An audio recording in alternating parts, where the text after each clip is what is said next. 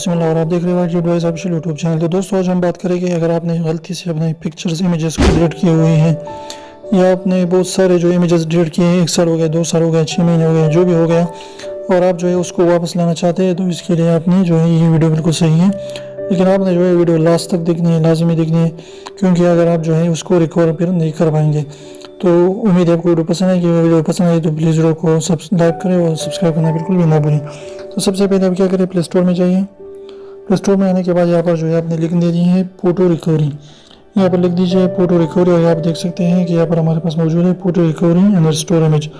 और ये डिस्क वाला जो है ये भी ऐप है, बिल्कुल खूबसूरत, ये भी सही तरीके से काम कर रहा है और इसके बारे में मैंने वीडियो बनाई है, तो वो भी आप देखिए। इसके बाद फोटो रिकवरी ऐप में जो है यहाँ पर आ जाइए।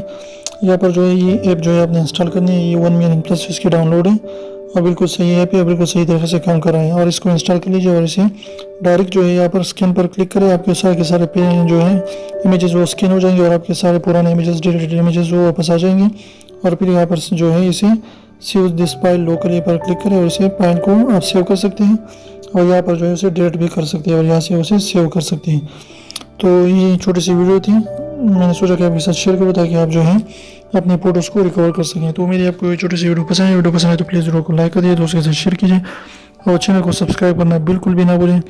बिल्कुल फ्री है और रेड वाले सब्सक्राइब को ज़रूर दबाइए और बेल आइकन को भी प्रेस करें ताकि हमारे नई वीडियोज़ की नोटिफिकेशन आप तक आती रहे।